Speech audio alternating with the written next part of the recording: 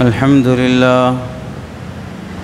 لله نحمده ونستعينه ونستغفره ونؤمن به ونتوكل عليه ونعوذ بالله من شرور أنفسنا ومن سيئات أعمالنا من يهده الله فلا مضل له ومن يضلله فلا هادي له ونشهد أن لا إله إلا الله ونشهد أن محمدًا عبده ورسوله أما بعد فقد قال الله تبارك وتعالى في القرآن المجيد والفرقان الحميد أعوذ بالله من الشيطان الرجيم بسم الله الرحمن الرحيم أقيموا الصلاة وآتوا الزكاة واركعوا مع الراكعين وقال النبي صلى الله عليه وسلم اتقوا ربكم وأدوا زكاة أموالكم تدخلوا جنة ربكم أو كما قال النبي صلى الله عليه وسلم اللهم صل على سيدنا محمد وعلى آل سيدنا محمد وبارك وسلم اللهم صل على سيدنا محمد وعلى آل سيدنا محمد وبارك وسلم اللهم صل على سيدنا محمد وعلى آل سيدنا محمد وبارك وسلم میرے محترم عزیزوں، بزرگوں اور دوستوں، قرآن مجید کی آیت اور حدیث پاک کی روشنی میں آپ حضرات کے سامنے اصل جو موضوع اور جو بات عرض کرنی ہے وہ زکوٰۃ سے متعلق ہے کہ اسلام میں زکوٰۃ کی اہمیت کتنی ہے اور زکوٰۃ سے متعلق چند ضروری مسائل جو ہمیں پیش آ سکتے ہوں وہ مسائل آپ حضرات کے سامنے ذکر کیے جائیں گے۔ قرآن مجید میں اللہ رب العزت ارشاد فرماتے ہیں اقیموا الصلاۃ وآتوا الزکاۃ، نماز قائم کرو اور زکوٰۃ ادا کرو، وارکعوا مع الراکعین، اور رکوع کرنے والوں کے ساتھ رکوع کرو۔ اس آیت میں اللہ تعالیٰ نے 3 باتوں کا حکم فرمایا ہے۔ پہلی بات یہ ہے نماز قائم کرنا۔ یہ سب حضرات جانتے ہیں کہ اسلام نماز کی کتنی تاکید کرتا ہے، اس کے باوجود بھی ہماری قوم نماز کے سلسلے میں کس قدر غفلت برتتی ہے۔ دوسرا حکم ہے وآتوا الزکاۃ، زکوٰۃ ادا کرو۔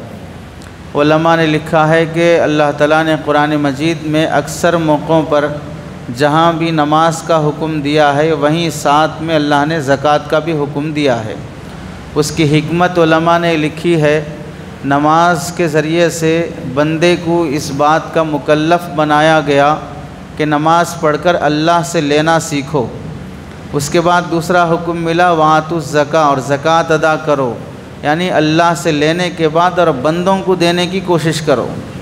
تو نماز کے ذریعے سے اللہ سے لینے کی تعلیم دی گئی، اور وآتوا الزکاۃ کے ذریعے سے وہ اللہ سے لیے ہوئی اس نعمت کو بندوں تک پہنچانے کی تعلیم دی گئی۔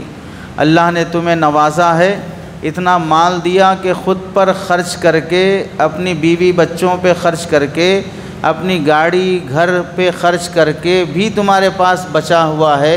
اب اس میں سے تھوڑا ان اللہ کے بندوں پہ خرچ کرو جن اللہ کے بندوں کو یہ نعمت نصیب نہیں ہے، اللہ سے کسی کی رشتہ داری نہیں ہے۔ ہو سکتا ہے کہ اللہ تمہاری جگہ پر اس کو دے دیتا اور تم اس کے سامنے ہاتھ پھیلانے والے بن جاتے۔ تو جب تمہیں اللہ نے اتنا دیا کہ کھا پی کے سب کچھ کر کے پھر بھی تمہارے پاس بچا ہوا ہے، ایسا تو نہیں ہے کہ اسلام میں زکوٰۃ ایسا فرض کی گئی کہ ایک دن کا کھانا کھانے کے لیے جتنا تمہارے پاس اماؤنٹ ہے اس سے جو بھی بچا ہوا ایکسٹرا وہ سب صدقہ کر دو۔ 1 مہینہ خرچہ کرنے کے لیے جتنا تمہارے پاس رکھا ہوا ہے 1 مہینے کے برابر کا رکھ لو، اس کے بعد جو بھی ہے وہ سارا صدقہ کر دو۔ ایسا تو شریعت نے نہیں فرمایا۔ شریعت نے یہ کہا کہ 1 سال پورا گزر گیا، اس میں گرمی سردی دھوپ بارش سارے 4 موسم گزر گئے، اور پورا خرچہ ہر موسم کے حساب سے کر لے کے پھر بھی تمہارے پاس رکھا ہوا ہے تو پتہ چلا یہ ضرورت سے زیادہ ایکسٹرا رکھا ہوا ہے۔ اس میں سے اللہ تعالیٰ یہ فرماتے ہیں کہ 2.5% نکال کر غریبوں میں صدقہ دو۔ تو اقیم الصلاۃ کے ذریعے سے اللہ سے مانگنے کی تعلیم ہے، آتوا الزکاۃ کے ذریعے سے اللہ سے لیے ہوئی اس نعمت کو بندوں تک پہنچانے کی تعلیم ہے۔ اللہ تعالیٰ نے قرآن مجید میں جہاں بھی نماز کا حکم فرمایا وہاں زکوٰۃ کا بھی حکم فرمایا۔ آگے حکم ہے وَارْكَعُوا مَعَ الرَّاكِعِينَ، رکوع کرنے والوں کے ساتھ رکوع کرو۔ اس کا مطلب مفسرین نے لکھا ہے نماز جماعت کے ساتھ پڑھنے کا اللہ نے حکم فرمایا ہے کہ رکوع کرنے والے یعنی یہ سارے لوگ جو جماعت سے پڑھ رہے ہیں تم بھی جا کر ان کے ساتھ مل کر شامل ہو جاؤ۔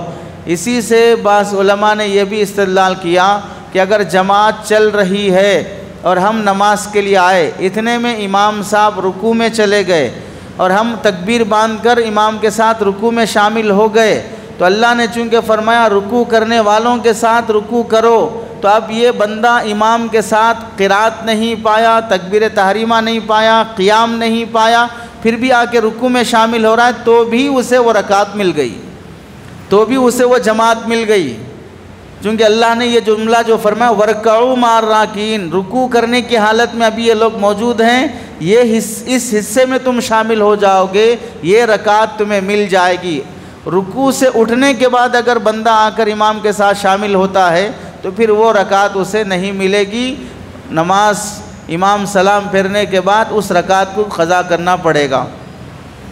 حدیث میں اللہ کے نبی علیہ السلام فرماتے ہیں، حضرت سلیم بن عامر فرماتے ہیں میں نے حضرت ابو امامہ رضی اللہ تعالیٰ عنہ سے سنا، وہ فرماتے ہیں کہ میں نے نبی کریم صلی اللہ علیہ وسلم سے حجۃ الوداع کے موقع پر اللہ کے نبی علیہ السلام نے مختلف ارشادات جو بیان فرمائے، ہدایات جو اللہ نے کے نبی نے امت کو دی ہیں، ان میں سے ایک حدیث فرماتے ہیں، سنن ترمذی کی حدیث ہے، حدیث نمبر 616، فرماتے ہیں اتقوا ربکم، لوگوں اپنے پروردگار سے ڈرو، وَأَدُّوا زَكَاةَ أَمْوَالِكُمْ، اور اپنے مالوں کی زکوٰۃ ادا کرو، تَدْخُلُوا جَنَّةَ رَبِّكُمْ، ان کاموں کی وجہ سے تم اپنے پروردگار کی جنت میں داخل ہو جاؤ گے۔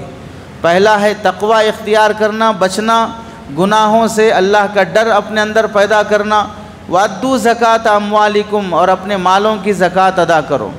یہاں پر ہم یہ سمجھ سکتے ہیں اللہ کے نبی علیہ السلام صرف زکوٰۃ ادا کرنے پر فرمانے کہ جنت میں داخل ہو جاؤ گے، حالانکہ ایسا مسئلہ نہیں ہے کہ اگر کوئی آدمی نماز نہیں پڑھا، روزہ نہیں رکھا، حج نہیں کیا، دوسرے نیکیاں نہیں کیا، صرف زکوٰۃ دیتے رہا جنت میں چلا جائے گا۔ موقع ویسا تھا کہ اس موقع پر زکوٰۃ کی اہمیت بتانا تھا، جیسے جمعہ کے موقع پر خطیب صاحب ایک عنوان پہ بولتے ہیں، مطلب یہ نہیں ہے کہ کوئی بھی آدمی جمعہ میں پہلی بار آیا اور یہ فلاں ٹاپک پہ سنا اور یہ بولنے لگا کہ بھئی علماء کو کیا پڑھا ہے کہ خالی وہ بیان کرتے رہتے۔ اپنی بے وقوفی پہ ماتم منانا چاہیے، آپ آئے پہلی بار اور سنے فلاں ٹاپک تو آپ بول رہے ہیں کہ بھئی یہی بولتے رہتے ہیں، آپ ایک مسلسل ایک سال سنتے، ایک 6 مہینے سنتے کہ کون کون سی ٹاپکس آ رہی ہے، تو پھر آپ کو سمجھ میں آتا کہ علماء موقع مناسب حال کے لحاظ سے بیان کر رہے کہ نہیں کر رہے ہیں، امت کو رہبری کر رہے ہیں کہ نہیں کر رہے ہیں۔ تو ایسے ہی اللہ کے نبی علیہ السلام وہ موقع تھا کہ امت کو زکوٰۃ کی طرف توجہ دلانا تھا، تو اس ایک بات کو لے کر آپ علیہ السلام نے فرمایا زکوٰۃ ادا کرو گے جنت میں داخل ہو جاؤ گے۔ حالانکہ جنت میں داخل ہونے کے لیے صرف زکوٰۃ ادا کرنا کافی نہیں ہے، دوسرے ارکان اسلام بھی، نماز روزہ وغیرہ بھی کرنا ضروری ہے، صرف ایک عمل سے بندہ جنت میں داخل نہیں ہو سکتا۔ اور دوسری بات اس حدیث سے یہ بھی سمجھ میں آئی، آپ علیہ السلام نے فرمایا اپنے رب سے ڈرو۔ کیا مطلب ہے؟ زکوٰۃ ادا کرنے میں اپنے رب سے ڈرنے کا مطلب کیا ہے؟ پہلے زمانے میں تھا بیت المال کی طرف سے مسلم بادشاہ، حکمران، خلیفہ کی طرف سے بندہ آتا آپ کے گھر میں اور آپ سے بولتا سونا کتنا ہے پورا نکال کے میرے سامنے رکھو، اور چاندی کتنی ہے پوری میرے سامنے رکھو، کیش کتنا ہے پورا لا کے رکھو، تمہارے پاس اونٹ، بکری، بھینس، جانور کتنے پورے لا کے میرے سامنے رکھو، سب سامنے رکھو اور خاموش بیٹھ جاؤ۔ وہ پورا تمہارا مال چیک کرتا، چیک کر کے وہ حساب لگا کے بولتا تمہارے اوپر اتنی زکوٰۃ فرض ہے، اب جو زکوٰۃ فرض ہے وہ میرے ہاتھ کو دو، میں لے کے جاؤں گا۔ ایسے ہوتا تھا جب اسلامی ملک میں نبی کریم صلی اللہ علیہ وسلم کے زمانے میں صحابہ میں سے حضرت ابوبکر، حضرت عمر، حضرت عثمان رضی اللہ تعالیٰ عنہ کے آخری دور تک، اس کے بعد پھر اختیار دے دیا گیا، اب مسلم حکومتیں پھیل گئی، پبلک بڑھ گئی، اب ہر ایک کے پاس نہیں جا سکتے، مشکل بھی ہونے لگی۔ اور دوسرا یہ ہے کہ لوگوں میں اتنی دیانت داری اور تقوی نہیں رہا۔ پہلے زمانے میں معلوم ہوا کہ مسلم بادشاہ، مسلم خلیفہ کی طرف سے نمائندہ آ رہا ہے زکوٰۃ کا حساب کرنے کے لیے، تو لوگ بڑی عزت احترام سے کہ میرا فرض زکوٰۃ ادا کرنا میرے ذمہ فرض ہے، نماز پڑھنا میرے ذمہ فرض ہے۔ اب اگر کوئی آدمی آپ کو مصلی لا کر دے، وضو بنانے کے واسطے پانی لا کر دے، آج کل تو نل کا سسٹم ہے، آئے نل کھولے، جتنا آیا مرضی میں، والد محترم کی جاگیر ہے، کھول کے استعمال کر لیے، ویش کر دیے، کچھ بھی چلے گا۔ لیکن پہلے کیسا تھا؟ ایک مگ لینا، وہاں سے ٹوٹی میں سے جا کے لا لینا، پھر وہ مگ کا پانی استعمال کر، پھر ہو گیا، پھر جا کے لا۔ تو اس موقع پر پانی کی قدر ہوتی تھی، آدمی دیکھ دیکھ کے استعمال کرتا تھا۔ جب آدمی کو فری ملنا شروع ہوا، آسمان سے چھپڑ پھاڑ کے مل رہا ہے، تو اب ویسٹ کرنا شروع کر رہا ہے انسان۔ تو جب اس کو احساس ہوگا کہ بھئی میرے لیے پانی کا انتظام کر رہا، میرے لیے مصلی لا کے دے رہا ہے، میرے لیے تسبیح لا کے دے رہا ہے، تو آدمی اس کی قدر کرے گا۔ جیسے مثال کے طور پر آپ لوگوں میں سے جو حرم شریف گئے ہیں، مکہ مکرمہ عمرہ کیے ہوں، حج کیے ہوں، کبھی آپ کمرے سے نکلنے میں دیری ہو گئی، روم سے نکلنے میں، ہوٹل سے، اور پہنچے تک جماعت ختم ہو رہی ہے، تو کبھی کبھار ہمارے مسلمان دوست روڈ پر ہی نماز پڑھنے کے لیے کھڑے ہو جاتے ہیں، تو کہ وہاں بہت سے لوگوں کو دیکھتے ہیں روڈ پہ کھڑے ہوئے ہیں۔ اب عرب میں گرمی زیادہ ہے، روڈ پہ پتھر جل رہا ہے، اس موقع پر کوئی آدمی آپ کو لا کر مصلی دے اور یہ کہے کہ بھئی آپ یہ مصلی پہ نماز پڑھ لیں، تو انسانیت ہے تو دل میں اس کی قدر پیدا ہوگی نہیں ہوگی کہ بھئی گرم پتھر ہے اور گرمی لگ رہی ہے، اب مجھے بندہ مصلی لا کے دے رہا ہے۔ تو جیسے ہماری نماز کے لیے کوئی ہیلپ کرے، ہمارے حج کے کاموں میں کوئی ہیلپ کرے، ہمارے روزے میں کوئی ہیلپ کرے، ویسے ہی ہماری زکوٰۃ میں ہیلپ کرنے کا طریقہ یہ تھا کہ آپ گھر بیٹھے رہو، ہم آئیں گے اور آپ کی زکوٰۃ کا پورا حساب کر کے آپ کی زکوٰۃ لے جا کے بیت المال تک پہنچائیں گے۔ مستقل ڈیوٹی رہتی تھی اور اسے سیلری دی جاتی تھی۔ یہ نظام تھا اسلامی کنٹری میں، اسلامی خلافت کے زمانے میں۔ اور آج کل اتنی تقوی کی بات، اتنی اللہ سے خوف کی بات نہیں ہے۔ ہر آدمی کے پاس کتنا بینک بیلنس ہے، کتنا سونا ہے، کتنا چاندی ہے، کتنا بزنس ہے، وہ اپنا اپنا جانتا ہے۔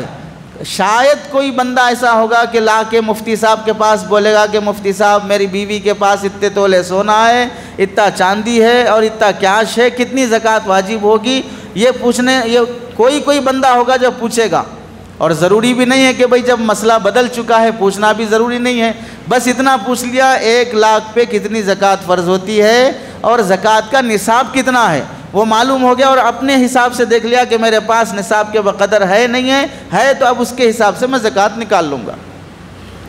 تو اللہ کے نبی علیہ السلام فرماتے ہیں تمہارے اوپر کوئی قاضی، کوئی گورنر، کوئی پولیس، کوئی حاکم مسلط ہو کے، کوئی فرشتہ ڈنڈا لے کے نہیں بیٹھے گا نکالو پوری چاندی کتنی ہے، پورا سونا کتنا ہے، پورا کیش کتنا ہے، میں حساب لگا کر تمہاری زکوٰۃ بتاؤں گا۔ اب تمہیں خود اپنے مال کی پائی کیا حساب لگانا پڑے گا۔ اس میں اگر نفسانیت پر عمل کرتے ہوئے یہ تھوڑا سا اس کو چھوڑ دو، اندازے سے نکال دیں گے زکوٰۃ، کریکٹ سے حساب کرنا کیا ضروری ہے، اللہ معاف کرنے والے ہیں۔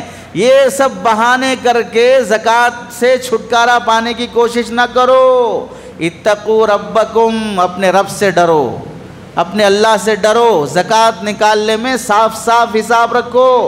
بہت سے تاجر وہ ہیں دکان چلانے والے، اب دکان شروع کیے 2015 میں، کتنا مال تھا شروع کے ٹائم پہ نہیں معلوم، اب کتنا مال ہے نہیں معلوم، شروع کرے تھے 2 لاکھ سے، اب بڑھتے بڑھتے کتنے لاکھ کا مال ہے اندازہ نہیں لگا سکتے، اس واسطے جتنا ہو سکا اتنی زکوٰۃ نکال دیں گے۔ اور پھر اپنے آپ کو تسلی یہ بھی دے لیتے ہیں کہ جتنا زکوٰۃ فرض ہوتی ہے میں اس سے زیادہ نکال دیتا ہوں، کون یہ احسان کرو بولا ہے زیادہ نکالنے کی؟ آپ کو جو کہا گیا حساب کر کے جتنا آ رہا ہے اتنا نکالیے، بس یہ فرض ادا ہو جائے۔ فرض ادا ہونے کے بعد آپ کو اگر اور مزید توفیق ملی آپ مزید نکالیے، لیکن آپ فرض ادا کریں اس کی ہی گارنٹی نہیں ہے۔ یہاں خود اندازے سے چل رہے ہیں اور پھر یہ بھی بول رہے ہیں میں جتنا ہے اس سے زیادہ نکال دے رہا ہوں۔ تو اللہ کے نبی علیہ السلام فرماتے ہیں اتقوا ربکم، زکوٰۃ کا حساب کرنے، زکوٰۃ ادا کرنے میں اپنے رب سے ڈرو، اس میں کسی بھی طرح کی کوتاہی مت کرو، ہیلے بہانے مت کرو۔ اور ہم سب جانتے ہیں زکوٰۃ کے سلسلے میں اسلام کی 4 بنیادی ارکان ہیں، ایمان کے بعد نماز، روزہ، زکوٰۃ، حج، اس میں 4 چیزوں میں سے زکوٰۃ اسلام کا رکن ہے۔ اس کے بغیر کوئی عمارت جو 4 ستونوں پہ کھڑی ہے، اگر اس کا ایک ستون نکال دیا جائے تو پھر وہ عمارت کھڑی ہونا مشکل ہوتا ہے۔ ایسے ہی اسلام 4 ستونوں پر ہے، اور اس لیے زکوٰۃ کے بنیادی ارکان میں سے ہے۔ اور زکوٰۃ کے سلسلے میں علماء نے لکھا ہے، زکوٰۃ کا اصل جو فائدہ ہے، نمبر 1 ہمدردی اور غمخواری، کہ میں کما رہا ہوں، اللہ عقل دیا ہے، مجھے صلاحیت دی ہے، طاقت دی ہے، مجھے پیسہ مل رہا ہے، لیکن میرے ہی سوسائٹی میں بہت سے لوگ کمزور ہیں، جن کے گھر میں کھانے کو نہیں ہے، فاقہ ہے، بیماریاں ہیں، علاج کے لیے پیسے نہیں ہیں، گزارے مشکل ہیں، بیوہ عورتیں ہیں، کنواری لڑکیاں ہیں، یہ سب ان سب سوسائٹی کی اگر میں خیال نہیں کروں گا، میں بھی مسلمان، وہ بھی مسلمان، اب جب میرے پاس بہت کچھ ہے اور ان کے پاس کچھ بھی نہیں ہے، تو ہوتے ہوتے کیا ہو جائے گا، اس غریب طبقے کو مالدار طبقے سے نفرت شروع ہو جائے گی۔ اللہ اتنا دیا ہے پھر بھی خبیثوں کے جیسا جمع کرتے رہتے، کھاتے رہتے ہیں، ہمارا کچھ بھی خیال نہیں کرتے، پھر ان کی سوسائٹی میں چور پیدا ہوں گے، ڈاکو پیدا ہوں گے، کہیں اکیلے میں مل گئے تو آپ کو لوٹ مار کے لینا چاہیں گے، کیونکہ یہ بندے ہمارا خیال نہیں کرتے، تو ہم ان کی بھی خیال کرنے کی ضرورت نہیں ہے، تو جیسا جب ملا، موقع ملا، چھین لو، لوٹ لو، حاصل کر لو، عزت سے دینے والی قوم نہیں ہے۔ اور جب پتہ چلے گا سال ہوتے ہی اپنے پڑوسی ہیں، غریب ہیں، رشتہ دار ہیں، خیال کر کے خود گھر پہنچ کے دے کے آ رہے، تو اب بندے کو شرم آتی ہے کہ جو بندہ سال ہوتے ہی مجھے خود لا کے دے رہا ہے، میری مدد کر رہا ہے، میرا خیال کر رہا ہے، میں اسے کیسا نقصان پہنچاؤں گا، کیسے ٹھیس پہنچاؤں گا۔ یہ ہمدردی مقصد ہے زکوٰۃ کے ذریعے سے۔ اور دوسرا ہے مساوات، کہ سوسائٹی میں رہنے والے مسلمان کوئی بالکل نیچے ہو جائے، کوئی بالکل ہائی لیول پہ چلے جائے، اس کے بجائے درمیانی لیول پہ رہنے کی کوشش ہو، مالدار کوشش کرے، اپنا مال خرچ کر کے غریب کو بھی اپنے برابر اوپر لانے کی کوشش کرے۔ یہ زکوٰۃ ادا کرنے کا نظام ہے۔ اور ہم سب جانتے ہیں قرآن کریم میں زکوٰۃ کی اہمیت اس قدر بیان کی گئی، علماء نے لکھا ہے کہ 70 جگہوں پر اللہ تعالیٰ نے زکوٰۃ کا ذکر، 70 جگہوں پر زکوٰۃ کا ذکر نماز کے ساتھ کیا ہے۔ جہاں جہاں نماز ہے وہاں پر زکوٰۃ کا بھی ذکر ہے، اس کے علاوہ اللہ تعالیٰ نے 70 مقامات پر زکوٰۃ ادا کرنے کا حکم دیا ہے۔ اور ہم جانتے ہیں کہ اگر آپ اپنی بیوی کو، اپنے بیٹے کو 1 بار بولے پانی لے کے آؤ، 2 بار بولے، 3 بار بولے، 4 بار بولے، نہیں سنا تو پھر بی پی چڑھ جاتا، غصے میں آتے، ہاتھ اٹھا دیتے، گالیاں دینا شروع کر لیتے۔ میں اللہ کا نافرمان بندہ ہونے کے بعد بھی، بیوی بچوں کے حقوق میں کوتاہی کرنے کے بعد بھی، میری بات اگر میرے ماتحت نہیں مانے تو آدمی کو غصہ آ جاتا ہے۔ اور اللہ تعالیٰ بندوں کے حق میں کوئی کوتاہی نہیں کرتے، ہر بندے کو اس کے حساب کی نعمت سے نوازتے ہیں، پھر بھی بندے کو یہ حکم ملا کہ زکوٰۃ ادا کرو اور وہ دینے تیار نہیں ہوا تو پھر اللہ تعالیٰ کو کتنا غصہ آئے گا۔ اسی غصے کا نتیجہ ہے قرآن مجید میں اور حدیثوں میں اللہ کے نبی علیہ السلام نے سخت وعیدیں بیان فرمائی ہیں۔ زکوٰۃ کا مال جمع ہو گیا اور پھر بھی زکوٰۃ ادا نہیں کیا، یہی مال کل قیامت کے دن اژدہا سام بن کے ڈھسے گا، اسی مال کی وجہ سے عذاب قبر دیا جائے گا، اسی مال کی وجہ سے جہنم میں کھینچ کر لے جایا جائے گا، وہاں کوئی رحم نہیں کیا جائے گا جب بندہ زکوٰۃ ادا کرنے میں کوتاہی کرتا ہے۔ زکوٰۃ کے معنی کیا ہیں؟ عربی لحاظ سے زکوٰۃ کے معنی آتے ہیں پاک کرنا، صاف کرنا۔ زکوٰۃ ادا کرنے سے ہمارے پاس جو مال بچا رہتا ہے وہ پاک ہو جاتا ہے، وہ صاف ہو جاتا ہے۔ جو 2.5%، 1 لاکھ روپے کسی کے پاس ہے، 1 سال گزر گیا، اس میں سے 2,500 روپے زکوٰۃ فرض ہو گئی، اب وہ جو 2,500 روپے ہیں، شریعت یہ کہتی ہے کہ وہ 2,500 تمہارے مال کا میل ہے، تمہارے مال کا میل کچیل ہے، وہ گندگی ہے، وہ 2,500 نکالو، تو پھر یہ باقی کے پیسے 97,500 روپے پاک رہیں گے۔ اگر اسے نہیں نکالو گے، اسی کے ساتھ رکھو گے تو یہ 2,500 پورے 97,500 کو بھی گندا اور میلا کر دیں گے۔ جیسے اس کی مثال ڈاکٹروں سے کہ اگر کسی کو شوگر زیادہ ہو گیا، 1 انگلی سڑ گئی اور خراب ہو گئی تو ڈاکٹر صاحب بولیں گے 1 انگلی آپ کاٹ کے پھینک دو، باقی ہاتھ آپ کا صحیح سلامت رہے گا۔ اور اگر آپ ایک انگلی کی چکر میں اسے کاٹنے تیار نہیں ہوئے تو یہ سڑی ہوئی انگلی آپ کے پورے ہاتھ کو سڑا دے گی، بعد میں پورا جسم آپ کا سڑ کے آپ مر سکتے ہیں۔ ایسے ہی یہ 2500 کے غم میں اگر آپ نہیں نکالیں گے تو یہ 2500 پورے آپ کے 1,00,000 کو برباد کر دے سکتا ہے۔ تو زکوٰۃ کہتے ہیں پاک کرنا، تو زکوٰۃ نکالنے سے ایک تو مال پاک ہوتا ہے، دوسرا بندے کا دل بھی پاک ہوتا ہے۔ دل کیسے پاک ہوتا ہے؟ مال کی محبت ہر بندے کے دل میں ہے۔ پیدا ہونے کے 1 سال کے بعد 2 سال کے بعد سے جو مال کی محبت پیدا ہوتی ہے، جنازے پہ اٹھنے تک مال کی محبت باقی رہتی ہے۔ کوئی بندہ شاید ایسا ہو یہ بولے مجھے پیسے سے کوئی دلچسپی نہیں ہے، مجھے نوٹ سے کوئی دلچسپی نہیں ہے، کوئی بندہ ہو شاید ایسا بولے۔ اگر وہ بولے گا بھی تو جھوٹ ہے، اگر وہ بولے گا تو بھی جھوٹ ہے۔ اس واسطے کہ آپ دیکھ لیں کہ آپ کہیں راستے سے گزر رہے ہوں، وہاں 1 روپے 2 روپے کا سکہ پڑا ہوا ہے، اسے اٹھانے والے نہیں ملیں گے۔ سوچیں بھئی 1-2 روپے ہے کیا بات ہے، اگر 500 کی گڈی پڑی ہوئی ہے اب اسے اٹھانے والے بھی نہیں ملیں گے۔ اب بتائیے 500 کی گڈی پڑی ہوئی ہے 50,000 کی یا 1,00,000 روپے کی، تو اب کہیں نہیں کس پتہ چھوڑ دو کس کا ہے نہیں معلوم، یہاں نہیں چلے گا کس کا ہے نہیں معلوم، ارے کوئی دوسرا اٹھا لے گا، کوئی چور اٹھا لے گا، تو میں امانت دار ہوں سب سے بڑا، اس واسطے میں اٹھا لیتا ہوں۔ تو وہ 1 روپے 2 روپے میں کیوں خیال نہیں آیا؟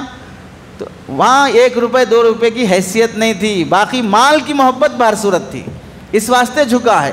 جو بندے کرسی پہ بیٹھ کے نماز پڑھتے ہیں، ہو سکتا ہے ان میں معذور لوگ بھی ہوں، مفتیان اکرام سے پوچھ لیے ہوں کہ میرے لیے بیٹھ کے پڑھنا درست ہے کہ نہیں ہے، لیکن اگر کرسی پہ بیٹھنے والا بندہ بھی اس کے ہاتھ سے اگر چلتے چلتے 500 کا نوٹ گر جائے، اس کے لیے جھکے گا کہ نہیں جھکے گا؟ جھکے گا، پتہ چلا پھر رکوع میں نہیں جھک سکتا ہے، 500 کے لیے جھک سکتا ہے۔ مال کی محبت تو بہر صورت اللہ نے معذور کے دل میں بھی رکھی ہے، جو کمزور ہے معذور ہے اس کے دل میں بھی اللہ نے مال کی محبت رکھی ہے۔ تو مال کی محبت جب زکوٰۃ محنت سے کمایا، خون پسینہ بہا کے کمایا، حلال طریقے سے کمایا، اور یہ بات یاد رکھو حرام طریقے سے کمائے ہوئے مال میں زکوٰۃ فرض نہیں ہوتی ہے، اس واسطے کہ حرام کا مال پورا کا پورا دے دینا ہے، زکوٰۃ حلال مال میں فرض ہوتی ہے۔ تو پتہ چلا محنت سے حلال کما کے رکھا ہے، 1 سال تک جمع کے رکھا ہے، تو اس میں سے 2.5% دینا ہے۔ حرام کا کچھ کتنا بھی آ جائے اس میں 1 پیسہ بھی زکوٰۃ واجب نہیں ہوگی، اس واسطے کہ زکوٰۃ عبادت ہے، اور عبادت حلال چیزوں میں ہوتی ہے، عبادت حرام چیزوں میں نہیں ہوتی ہے۔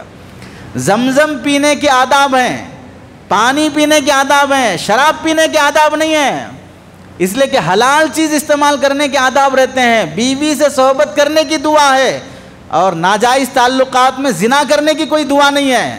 شریعت میں حلال چیزوں سے تعلقات رکھتے ہیں احکامات، حرام چیزوں سے کوئی حکم متعلق نہیں ہوتا ہے۔ تو اس لیے مال کی محبت جب بندے کے دل میں ہے تو اب وہ کما کے 1 سال تک جمع کے 2.5% نکال کے جب دیتا ہے تو اب اس کے دل سے مال کی محبت بھی تھوڑا کم ہونا شروع ہوتی ہے۔ مال کیا ہے؟ گیا تو گیا، اللہ تعالیٰ اور دے دے گا، گیا تو گیا اللہ اور دے دے گا، یہی چیز ہے جو دل کے اندر پیدا ہونا ہے۔ گیا تو گیا یہ پیدا ہو جائے گا تو کوئی ہمارا حق مار دیا، کوئی قرضہ لے کے ڈبا دیا، کوئی پراپرٹی قبضہ کر لیا، بھئی گیا تو گیا اللہ دے گا، اس سے ہم سیف رہ جاتے ہیں۔ ورنہ اگر وہ دل میں بسا رہے گا تو آج نہیں تو کل اسے لوٹوں گا، بدلہ لوں گا، ماروں گا، کیس کروں گا، فلاں کروں گا، یہ سارے جو جھگڑے چلتے رہتے ہیں اپنا حق حاصل کرنے کی چکر میں کمایا ہوا بھی گما دیتا ہے، وکیلوں کے حوالے، ججوں کے حوالے، رشوت خوروں کے حوالے کر کے کمایا ہوا بھی گما دیتا ہے۔ تو زکوٰۃ کا فائدہ یہ ہوتا ہے کہ بندے کا دل بھی مال کی محبت سے پاک ہو جاتا ہے۔ زکوٰۃ ادا کرنے کا ایک مقصد ہے اللہ کے حکم کی تعمیل ہونا۔ اللہ نے جہاں فرمایا نماز پڑھو اور جھکو وہاں جھک گئے، جسم کو روزے کے ذریعے سے تھکاؤ تو روزے کے ذریعے سے تھکائے، حج کے ذریعے سے پورا یہاں سے وہاں، وہاں سے یہاں پیدل گھومو تو وہاں اپنے جسم کو تھکائے۔ جسم بھی اللہ کا ہے، جان بھی اللہ کی ہے، مال بھی اللہ کا ہے، تو اللہ نے جان پر بھی احکامات رکھے، مال پر بھی احکامات رکھے۔ تو روزے کے ذریعے سے جسم پر حکم ملا اور زکوٰۃ کے ذریعے سے مال پر حکم ملا ہے۔ تو مال کے ذریعے سے ایک تو اللہ کا حکم پورا کرنا مقصد ہے۔ زکوٰۃ دینے سے کیا فائدہ ہوگا؟ غریبی تھوڑی ختم ہو جائے گی، زکوٰۃ لینے والے ہر سال آتے ہی رہتے ہیں، دینے سے کیا فائدہ ہوگا؟ ہم اور کما کے کچھ اور اچھے بڑے مالدار بن سکتے ہیں۔ دماغ میں گھاس پھوس جو بھی بھرا ہے اسے ختم کر کے اللہ کا حکم ہے، فائدہ ہوگا نہیں ہوگا، کیا مقصد ہے، سمجھ میں آیا نہیں آیا، بہر صورت اللہ کا حکم سمجھ کر زکوٰۃ ادا کرنا، یہ خود اللہ کے حکم کی تعمیل ہے۔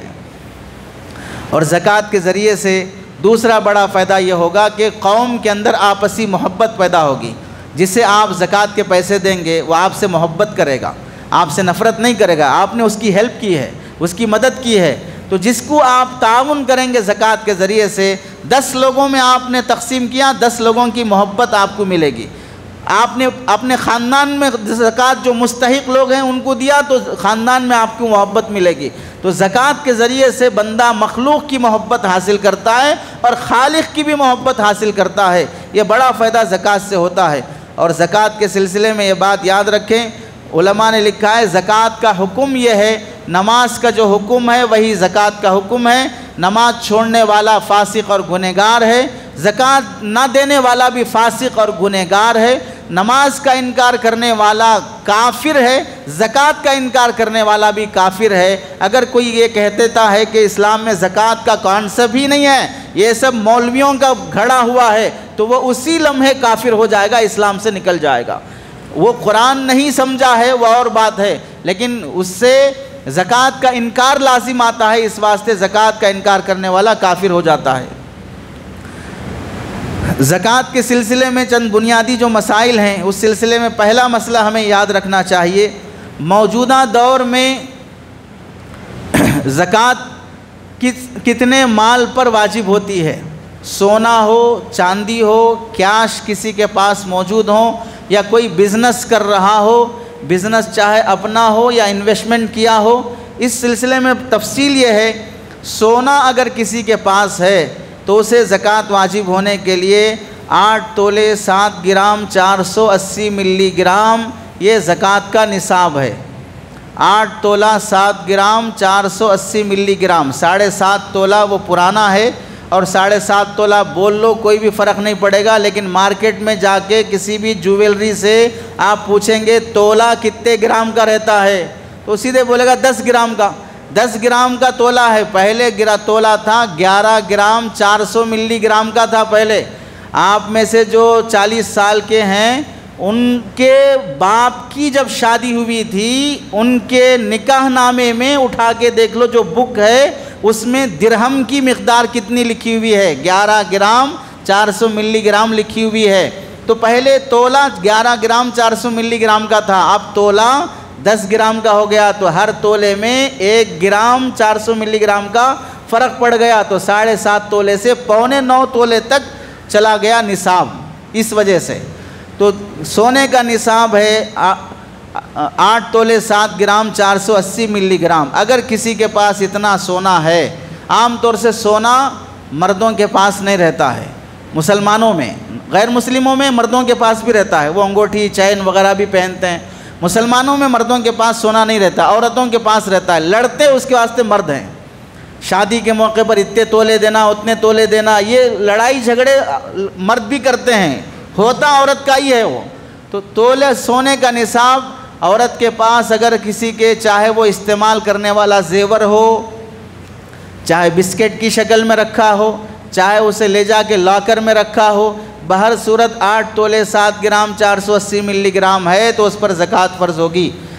چاندی کا نصاب اگر کسی کے پاس 61 تولہ 2 گرام 380 ملی گرام، 61 تولہ 2 گرام 380 ملی گرام اگر کسی کے پاس چاندی ہے، 360 ملی گرام اگر کسی کے پاس چاندی ہے تو پھر اس پر زکوٰۃ فرض ہوگی۔ کیش اگر کسی کے پاس ہے تو کیش کا نصاب یہ ہے کہ اگر کسی کے پاس چاندی کا جو نصاب ہے یعنی 61 تولہ 2 گرام 360 ملی گرام، یعنی یوں سمجھ لیجئے 62 تولہ چاندی، 62 تولہ چاندی اگر کسی کے پاس ہے، یا مارکیٹ میں جا کر معلوم کر لے کہ 61 تولہ 62 تولہ چاندی کا ریٹ کتنا ہے۔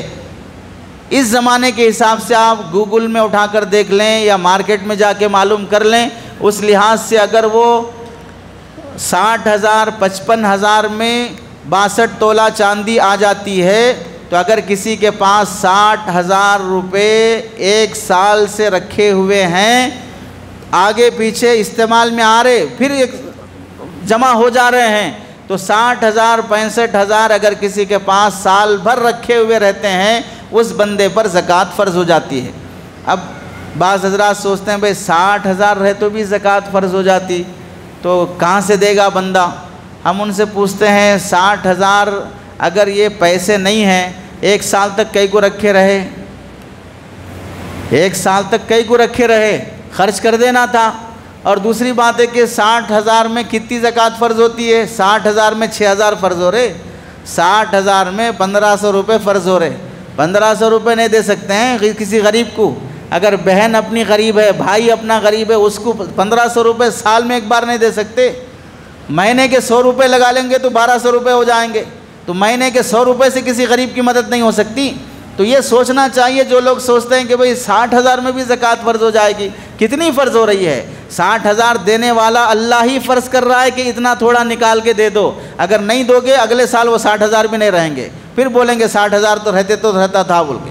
تو وہ 60,000 کے 1,500 اگر نہیں نکالیں گے اگلے سال وہ 60,000 بھی نہیں رہیں گے۔ بزنس کے لحاظ سے اگر کوئی آدمی 60-65,000 بھی اگر کہیں انویسٹ کیا ہو یا بزنس شروع کیا ہو، اب یہاں مسئلہ رہے گا کہ اگر بزنس کرنے والا یہ بندہ اسی 60,000 کی پونجی پر ہی اس کا گزارا ہے، اس میں سے کم کر دے گا تو پھر دکان نہیں چلے گی، مکان نہیں چلے گا، تو اس صورت میں فقہا نے گنجائش رکھی ہے۔ لیکن اگر اس سے آمدنی مناسب ہو رہی ہے تو پھر وہ اتنے 60-70,000 بھی کہیں انویسٹ کیا ہوا ہو، اس بندے کو بھی سال گزرنے پر زکوٰۃ ادا کرنا پڑے گا۔ دوسرا مسئلہ یہ ہے کہ زکوٰۃ نکالنے میں عام طور سے مسلمانوں سے غلطی یہ ہوتی ہے کہ وہ انگریزی مہینے کا حساب کرتے ہیں کہ میں جنوری میں میری شادی ہوئی، فروری میں میری شادی ہوئی، بیگم کے پاس اتنے تولے سونا آیا، اب ہم زکوٰۃ نکالنا چاہ رہے ہیں، پوچھیں گے کب؟ رمضان کے مہینے میں۔ رمضان عربی مہینہ ہے، قمری مہینہ ہے، اور شادی کرے جنوری کے مہینے میں، یعنی شمسی لحاظ سے شادی کر کے سوال کر رہے ہیں اردو مہینے کے لحاظ سے۔ تو اس واسطے یہ بات یاد رکھیں، زکوٰۃ ادا کرنے میں انگریزی مہینے کا اعتبار نہیں کیا جائے گا، زکوٰۃ ادا کرنے میں اردو مہینے کا اعتبار کیا جائے گا کہ جنوری میں اسلامی مہینہ کون سا تھا؟ محرم تھا، صفر تھا، ربیع الاول تھا، شوال کا تھا، کون سا مہینہ تھا؟ اس مہینے میں اگر آپ کی بیگم کے پاس سونا چاندی آیا ہے، پھر شوال کا مہینہ آئے گا تو زکوٰۃ فرض ہو جائے گی۔ اگر ربیع الاول میں نکاح ہوا تھا، پھر نیکسٹ ربیع الاول آئے گا تو زکوٰۃ فرض ہو جائے گی۔ زکوٰۃ کا تعلق رمضان کے مہینے سے نہیں ہے، رمضان کے مہینے سے صرف روزے کا تعلق ہے، زکوٰۃ کا تعلق رمضان کے مہینے سے نہیں ہے۔ زکوٰۃ کا تعلق نصاب مکمل ہونا اور سال گزرنا، اور جس مہینے میں آپ کے پاس نصاب مکمل ہوا اسی مہینے میں اگلے سال زکوٰۃ فرض ہو جائے گی۔ وہ رمضان کے ساتھ بھی متعلق نہیں ہے اور انگریزی مہینے کے ساتھ بھی متعلق نہیں ہے۔ اس لیے جو حضرات زکوٰۃ کے حقدار ہیں، زکوٰۃ کے مالک ہیں، انہیں انگریزی مہینے کے بجائے اسلامی مہینے کے حساب سے زکوٰۃ کی نکالنے کی کوشش کرنی چاہیے۔ جن کے پاس زیورات ہیں، سونا چاندی ہے، سونا چاندی ہمارے پاس لے جا کے جویلری شاپ میں بیچیں گے تو وہ ریٹ الگ رہتا، وہاں سے خریدیں گے تو ریٹ الگ رہتا ہے، نیٹ میں دیکھیں گے تو ریٹ الگ رہتا ہے۔ 3 ریٹ رہتے ہیں، نیٹ کا ریٹ الگ رہتا ہے، بیچنے کا ریٹ الگ رہتا ہے، خریدنے کا ریٹ الگ رہتا ہے۔ نیٹ میں جو ریٹ رہتا ہے وہ لے جا کے اگر جویلری والے سے پوچھیں گے دینے تیار نہیں ہوگا، اس سے 15% بڑھا کے دے گا، اور جب خریدے گا تو 15% گھٹا کے دے گا۔ تو معلوم ہوا نیٹ کا ریٹ الگ ہے، شاپ کا ریٹ الگ ہے، اور ہماری مال کی جو قیمت ہے جو وہ لگا رہا ہے وہ الگ ہے۔ تو زکوٰۃ کس لحاظ سے ادا کی جائے گی؟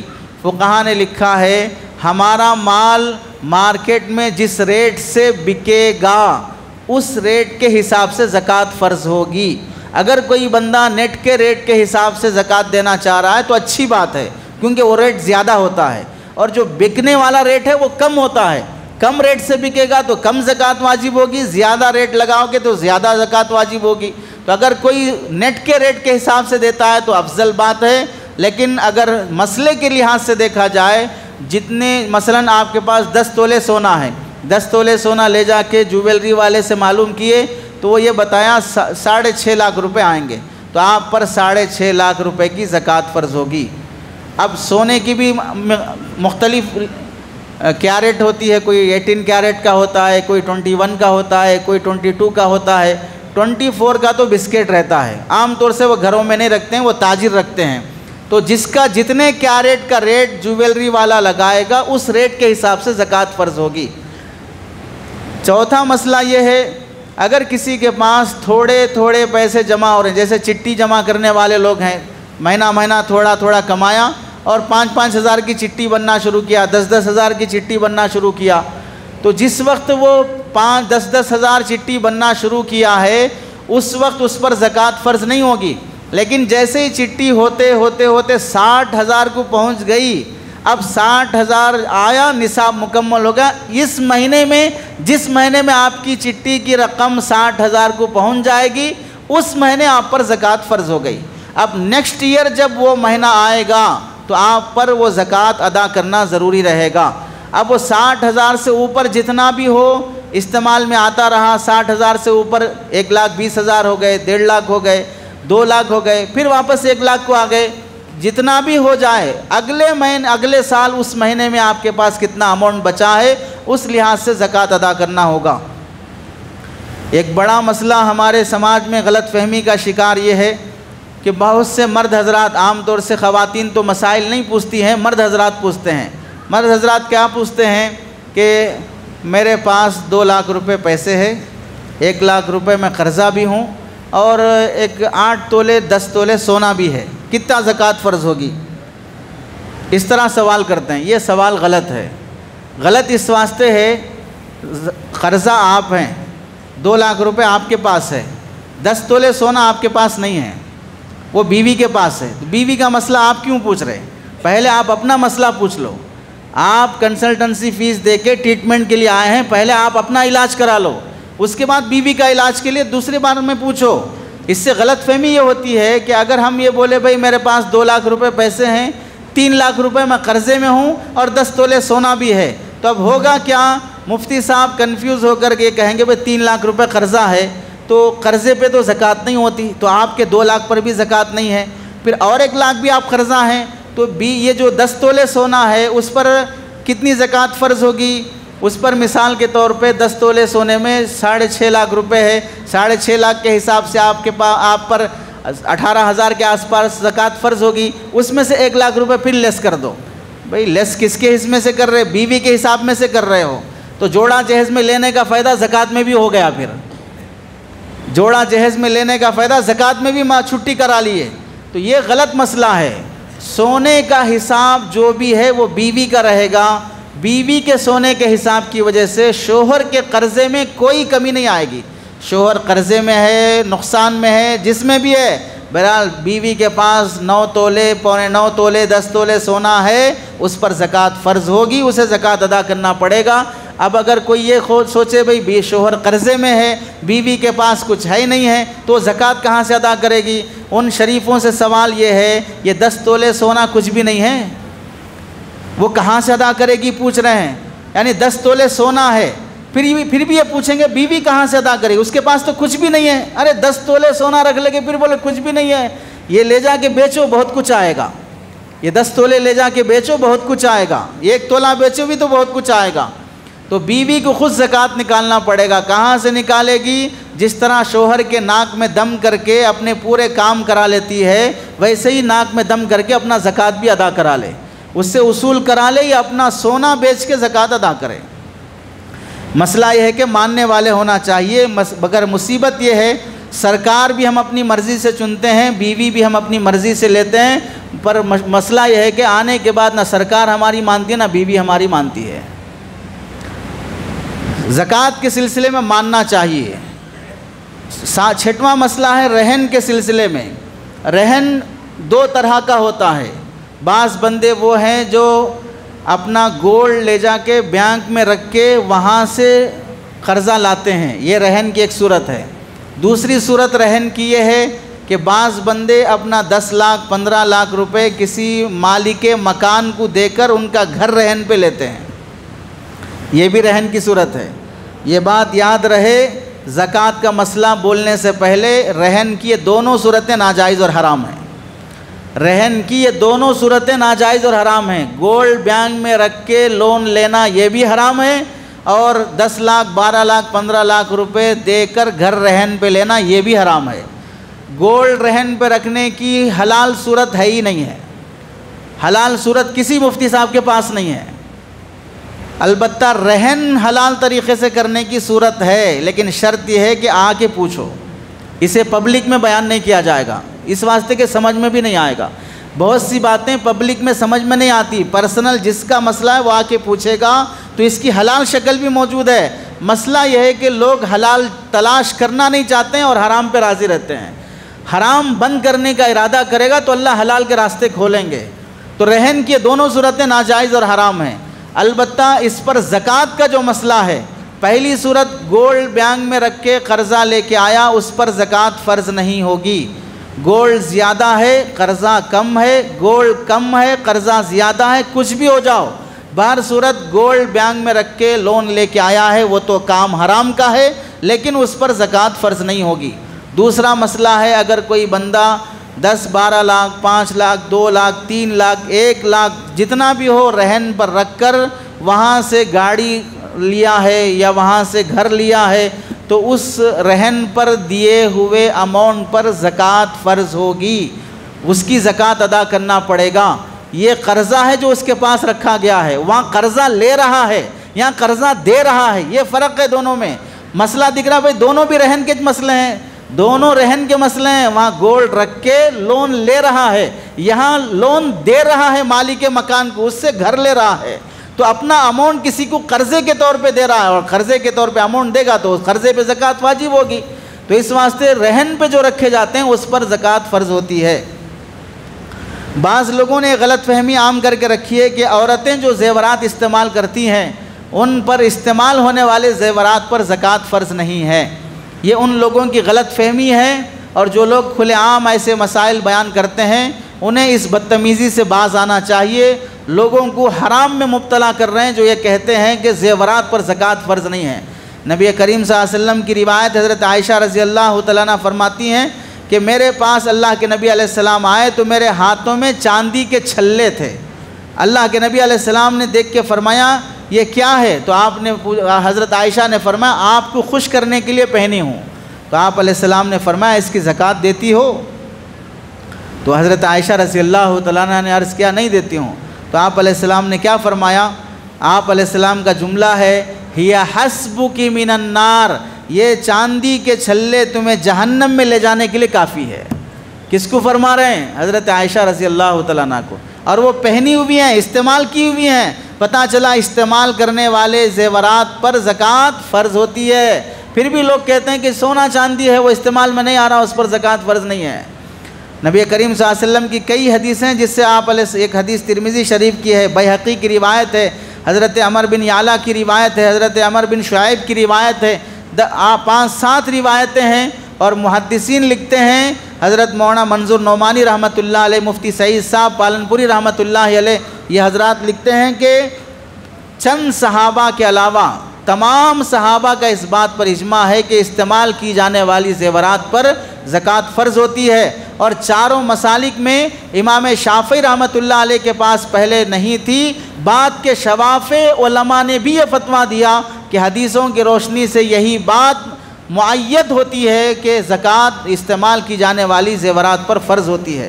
اس لیے استعمال کی جانے والی زیورات کی زکوٰۃ عورتوں کو نکالنا چاہیے، ورنہ اگر دیکھیں اگر استعمال کی جانے والی زیورات پہ زکوٰۃ نہیں ہے تو پھر کون سے سونے پہ زکوٰۃ؟ صرف جولری والا ہی زکوٰۃ دینا پڑے گا۔ پھر ہمارے گھروں میں جو بھی سونا ہے وہ استعمال والا ہے، کون بسکٹ لا کے رکھ رہا ہے گھروں میں؟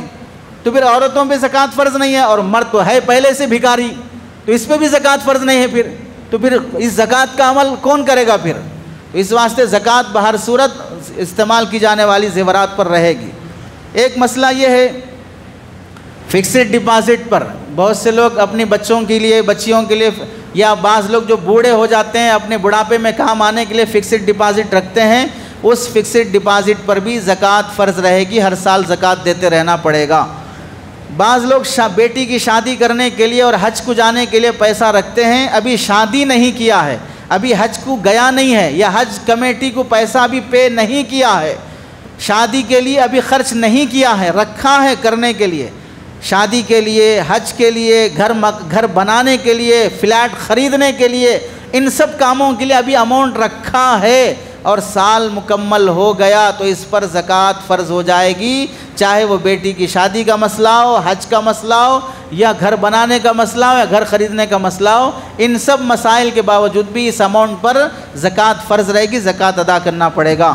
ہاں، سال گزرنے سے پہلے اگر وہ اس اماؤنٹ کو خرچ کر دیتا تو پھر اس پر زکوٰۃ فرض نہیں ہوتی۔ اسی کے ساتھ ایک مسئلہ یہ بھی ہے، غریب بچیوں کی شادی کے لیے زکوٰۃ کے پیسے دینا نہیں دینا، اس میں بہت کوتاہی کی جاتی ہے۔ غریب بچیاں دو طرح کی ہوتی ہیں، ایک غریب خاندان وہ ہوتا ہے جو اپنی جگہ غریبی کا لیبل تو رہتا ہے، باقی شادی پوری نوابوں کی اولاد کی طرح ہوتی ہے، اس واسطے غریب بچی غریب بچی غریب بچی بولتے ہوئے رہتے ہیں، اور زکوٰۃ وصول کرتے کرتے کرتے اتنا ہو جاتا ہے کہ ایک 8-10 تولے سونا بھی دیتے، دولہے راجہ کو رائل اینفیلڈ بھی دیتے، پھر ریڈو واچ بھی دیتے، اچھا موبائل بھی دلاتے، دھوم دھام سے نکاح کا کھانا بھی کھلاتے، اور جہیز اور جوڑے کا سامان بھی دیتے، اور پھر بولتے غریب بچی کی شادی ہے۔ ایسے غریبوں کو زکوٰۃ دینے سے زکوٰۃ ادا نہیں ہوگی، ایسے غریبوں کو زکوٰۃ دینے سے زکوٰۃ ادا نہیں ہوگی۔ اس لیے غریبی کا معیار الگ ہے، شادی کا معیار الگ ہے۔ غریبی کا معیار الگ، غریبی کیا خود کمایا نہیں ہے اس واسطے غریب ہے، شادی کا معیار کیا ہے؟ سب سے چندہ کر کے اچھی شادی کرنا، شادی کا معیار اپنی جگہ اونچا رہے گا، غریبی کا معیار بھی کمانے والا کوئی بھی نہیں ہے۔ تو ایسے غریبوں کو زکوٰۃ دینے سے زکوٰۃ ادا نہیں ہوگی، بلکہ ہو سکتا ہے کہ الٹا گناہ لازم آئے۔ گناہ اس واسطے کہ ایسے غریب سماج کے پورے رسومات کرتے ہیں، سانچک کی، پومیس کی، منہ دکھائے کی، گود بھرائے کی، مسل کی، جوتے چھپائی کی، جماگی کی، سب رسومات کریں گے، اور ایسے رسومات میں تائید ہمارے پیسے سے ہو رہی ہے، الٹا گناہ بھی لازم آئے گا ایسے جگہ پر خرچ کرنے سے۔ اور دوسرے غریب وہ ہیں جو واقعتاً غریب ہیں، جو نہ فنکشن ہال بک کرتے ہیں، نہ نکاح کا کھانا کھلاتے ہیں، ضروری سامان، پلنگ ضروری ہے، الماری ضروری ہے، فریج ضروری ہے، واشنگ مشین ضروری ہے، اور فریج بھی ضروری ہے۔ سب سے بڑا بھکاری تو وہی ہے گھر کا، جو بچا کھانے کے بعد پہلے خیراتیوں کو دیتے تھے اب اس کو دے رہے ہیں، وہ پھر واپس کر رہا ہے آپ کو۔ جو کھانا پہلے غریب کھا رہا تھا وہ گھر کا مالک کھا رہا ہے رکھ رکھ کے، پہلے کھانے کے بعد جو بچ گیا وہ غریب کو دیتے، پھر تازہ بنا کے کھاتے تھے، اب اسی بھکاری کو دے رہے ہیں۔ تو فریج بھی ضروری ہے، واشنگ مشین، اب گھروں میں کپڑے دھونے کے لیے تھیلا باندھ کر، موٹا باندھ کر عورتیں ندی تالاب لے جا کے دھو کے تو نہیں آئیں گی، اور گھر اتنے چھوٹے ہیں کہ حمام میں بیٹھ کے دھو نہیں سکتے، واشنگ مشین بھی ضروری ہے۔ ضروری سامان کے لیے اگر وہ دیتے ہوں، فالتو خرچ نہ کرتے ہوں، تو ان کو زکوٰۃ دینے سے زکوٰۃ ادا ہوتی ہے۔ زکوٰۃ دینے میں اس بات کا لحاظ رکھیں، ایک اللہ کا حکم بھی پورا ہونا ہے، دوسرے غریب کی ضرورت بھی پوری ہونی ہے۔ اگر دونوں ہو جاتے ہوں تو بہت اچھی بات، اگر نہیں ہوتے، غریب کی ضرورت پوری ہوگی لیکن اللہ کا حکم پورا نہیں ہوگا، ایسے موقع پر غریب کی ضرورت دیکھی نہیں جائے گی، اللہ کا حکم دیکھا جائے گا۔ چونکہ زکوٰۃ کے سلسلے میں اللہ نے طے کر کے بتایا، انما الصدقات للفقراء، تاکید کے ساتھ زکوٰۃ وہیں دینا جہاں اللہ نے بتایا ہے، اور اللہ نے جہاں بتایا وہ غریب لوگوں کا مصرف ہے، پیٹ بھرے لوگوں کا مصرف نہیں، اس واسطے وہاں زکوٰۃ نہیں دی جائے گی۔ اس کے علاوہ چند مسائل ہمارے سماج میں یہ بھی ہیں، صدقہ فطر نکالنے کا مسئلہ ہے، اس سلسلے میں بھی ہمیں توجہ ہونی چاہیے۔ صدقہ فطر بھی واجب ہے جس طرح زکوٰۃ واجب ہے۔ صدقہ فطر واجب ہونے کے لیے 1 سال گزرنا شرط نہیں ہے، عید سے پہلے اگر ہمارے پاس 60,000 کے آس پاس اماؤنٹ آ گیا، یا ہماری کسٹڈی میں اتنا ویسٹیج سامان پڑا ہوا ہے، اس کا اگر مارکیٹ میں سیکنڈ ہینڈ ریٹ بھی لگایا جائے تو 60,000 کے آس پاس جمع ہو جاتے، اس بندے پر بھی صدقہ فطر واجب ہوگا۔ حتیٰ کہ پیدا ہوئے دودھ پیتے 1 دن کے بچے پر بھی صدقہ فطر واجب ہوگا، اور پیٹ میں جو بچہ اس پہ صدقہ فطر واجب نہیں، دنیا میں آنا شرط ہے، احکامات کے لیے دنیا میں آنا شرط ہے۔ اگر دنیا سے چلا گیا تو بھی زکوٰۃ تو بھی حکم نہیں ہے، اگر دنیا میں آیا نہیں تو بھی حکم نہیں ہے، دنیا میں آ گیا عید سے پہلے تو اس کا بھی صدقہ فطر دینا پڑے گا۔ بالغ ہو، نابالغ ہو، کماتا ہو، نہیں کماتا ہو، بیوی ہو، بوڑھے ماں باپ ہو، ان سب کا صدقہ فطر دینا واجب رہے گا۔ صدقہ فطر کا مقصد کیا ہے؟ ہمارے روزوں میں جو کوتاہیاں اور غلطیاں ہوتی ہیں ان کی تلافی ہو جائے. روزہ رہ کر بھی لڑائی جھگڑے چل رہے ہیں, چھوٹی چھوٹی باتوں پہ لڑ کے مر رہے ہیں لوگ, چھوٹی چھوٹی باتوں پہ. تراویح ہو گئی, رات ہو گئی, اب جا کے سو جاؤ نا گھر پہ. کیوں بدنام کر رہے ہیں پورے معاشرے اور سماج کو؟ بیٹھے ہوئے ہیں پان ڈبے کے پاس, بیٹھے ہوئے ہیں ہوٹلوں کے پاس, بیٹھے ہیں چبوتروں پہ, گاڑیاں لے کے گھوم رہے ہیں, جس سے مسلمان سماج بدنام ہو رہا ہے. اور مسلمان دشمنوں کو موقع مل رہا ہے وہ آ کے بولیں, جھنجھوڑیں کہ رمضان کے مہینے میں ہولی پر پابندی لگائی جا رہی ہے, رمضان کے مہینے میں یہ پولیس کی طرف سے اناؤنس ہو رہا ہے کہ کسی ان نون آدمی پر کلر نہ ڈالیں اور سیفٹی سے رہیں, گاڑیاں لے کے نہ گھومیں, فلاں نہ کریں, یہ ہمارے مذہب پر پابندی ہے. بلکہ اعلان یہ ہونا چاہیے کہ آج ہولی کا دن ہے, سال میں ایک بار آتی ہے, اس لیے مسلمانوں کو چاہیے کہ جمعہ کی نماز بھی گھر میں پڑھ لیں, گھروں سے باہر نہ نکلیں, فلاں نہ کریں. سیکولر ملک میں یہ دیوانی باتیں کرنے کی ضرورت کیا ہے؟ سیکولر ملک میں آج کا دن جمعہ کا بھی ہے, آج کا دن ہولی کا بھی ہے, آج کا دن بلڈ مون کا بھی ہے. کہ لوگ یہ سمجھتے ہیں کہ بھئی آج وہ خونی چاند, بلڈ مون, خونی چاند. اس واسطے بعض لوگوں نے عجیب عقیدے گھڑ رکھے ہیں کہ حاملہ عورتیں گھر سے باہر نہ نکلیں, اور کوئی عورت آج کے ہاتھ جو کینچی نہ چلائے, سوئی دھاگا نہ یہ کرے, ورنہ بچہ عیبدار پیدا ہوگا, فلاں ہوگا. بلڈ مون کہاں ہے؟ بچہ پیٹ میں کہاں ہے؟ اس کا اثر یہاں پڑے گا. عجیب عجیب عقیدے لوگوں نے گھڑ رکھے ہیں. تو آج کا دن جمعہ کا ہے, اس مذہب والوں کو بھی آزادی سے اپنے مذہب پر عمل کرنے کا اختیار رہے گا. آج کا دن غیر مسلم بھائیوں کا بھی, وہ بھی اپنے سے کریں. یہ کیا ضروری ہے بدتمیزی اور بدماشی؟ ایک ویڈیو ایک صاحب نے بھیجا جس میں ہولی منانے والے تمام بدتمیز قسم کے لوگ پوری ہولی کا بمبو لے کر مسجد میں گھس کے آ رہے ہیں. یہ جگہ ہے ہولی بنانے کی؟ یہاں منائی جاتی ہے ہولی؟ یہ بدماشی کی حرکتیں ہیں, اور پھر مسلمانوں کو ٹارچر کرنے, تنگ کرنے والی حرکتیں ہیں. اور ہماری بھی ذمہ داری ہے, اگر کوئی اس طرح کی بدماشی سے واسطہ پڑ جائے تو صبر سے کام لیں, فوری جواب دینے کی کوشش نہ کریں. بعض مرتبہ چھوٹی غلطی بڑی غلطی ہو جاتی ہے, بعض مرتبہ ہماری انفرادی غلطی وہ مذہبی غلطی شمار ہو جاتی ہے. صبر سے کام لے لینا اور اللہ کے حوالے کر دینا, اور اللہ مظلوم کی بد دعا بہت جلدی سنتے ہیں, گھر پہنچنے سے پہلے فیصلے ہو جائیں گے. اس واسطے بدلہ لینے کی کوشش نہیں کرنا. ہمارے سماج میں نوجوانوں میں بھی یہ بڑی بدتمیزی آتی جا رہی ہے. نہ چھوٹا نہ بڑا, بوڑھی عمر کا آدمی ہے, دیکھا نہیں جا رہا ہے, ہاتھ اٹھا دے رہے ہیں, مار دے رہے ہیں. تازہ خبر ہے کہ پان ڈبے کے سامنے بیٹھے ہوئے تھے, آپس میں جھگڑا ہو گیا, وہیں بڑے میاں کا انتقال ہو گیا ہارٹ اٹیک کی وجہ سے. جان بڑی قیمتی چیز ہوتی ہے, ایک بار گئی تو دوبارہ واپس نہیں آتی ہے. ہم ریئل لائف میں جی رہے ہیں, ہم کوئی فلم کی ایکٹنگ نہیں کر رہے ہیں کہ بار بار مرتے رہیں اور دوسری فلم میں ہیرو بن کے آتے رہیں, ولن بن کے آتے رہیں. ریئل لائف ہے, اس کی قدر کرو. ایک بار مر گئے تو دوبارہ آنے کا موقع بھی نہیں ملے گا. لوگوں کی عزت کرنا سیکھو, بڑوں کی قدر کرنا سیکھو, غصے کو کنٹرول کرنا سیکھو.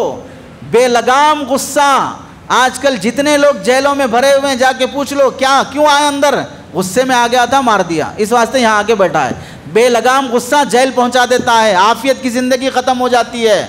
نوجوان بالخصوص اپنے غصے پہ کنٹرول کرے.